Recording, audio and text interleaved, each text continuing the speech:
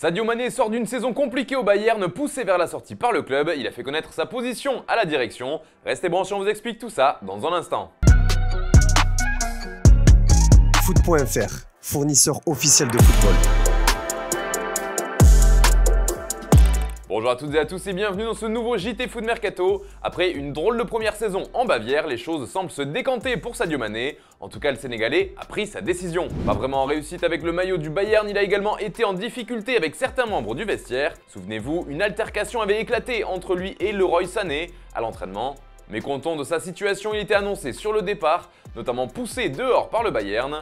Al Hilal était notamment venu tâter le terrain, mais sans succès selon nos informations, puisque Mané voulait rester en Bavière pour s'imposer. Et bien aujourd'hui, Bild confirme et explique que l'ancien attaquant de Liverpool a pris sa décision, il veut rester à Munich et n'a aucune intention de partir car il veut prouver sa valeur.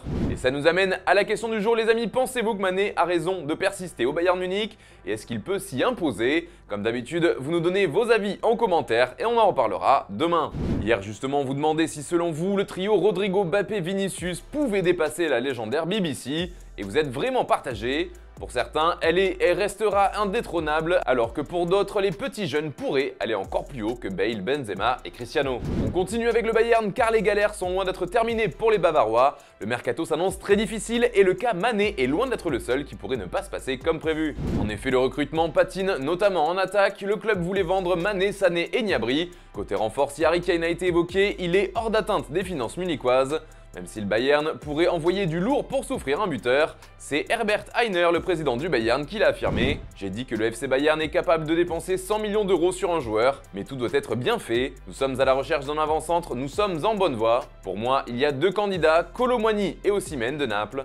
Je pense que si vous voulez vous battre en Ligue des Champions, vous devez obtenir un Kolo Muani ou un Osimhen. Si je pouvais choisir, je dirais Kolo Muani. Au milieu aussi, c'est compliqué car Joshua Kimmich veut changer d'air, mais le Bayern ne semble pas vraiment d'accord. Il souhaiterait rejoindre Lewandowski du côté de Barcelone et pourrait partir au bras de fer avec sa direction. Petit, le chouchou du Bayern pour le remplacer n'est autre que Declan Rice, mais l'international anglais aurait une préférence pour Arsenal, qui fait partie de ses nombreux courtisans. En défense, ce sont deux Français qui pourraient bien se faire la malle. Il y a bien sûr Lucas Hernandez, comme on vous l'annonçait en exclusivité sur Foot Mercato il y a plusieurs semaines. Benjamin Pavard est lui aussi annoncé sur le départ, même si pour les deux joueurs, le club aimerait plutôt les conserver. Et dans le cas où ils finiraient par quitter le navire, les dirigeants allemands ciblent Kim Min-jae pour se renforcer selon nos informations. Le défenseur du Napoli est plutôt tenté par la Première Ligue, mais il pourrait se laisser convaincre par la proposition du Bayern. Le club lui propose un joli salaire de 10 millions d'euros annuels pour essayer de le convaincre. Affaire à suivre.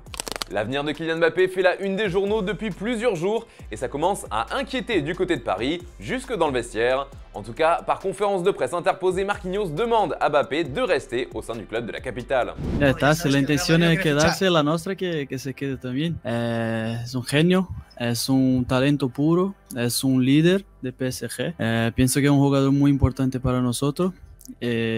Bueno, espero que se quede. Ahora sabemos que todo verano se gira mucho las voces sobre su nombre de Mbappé, pero es un jugador de PSG.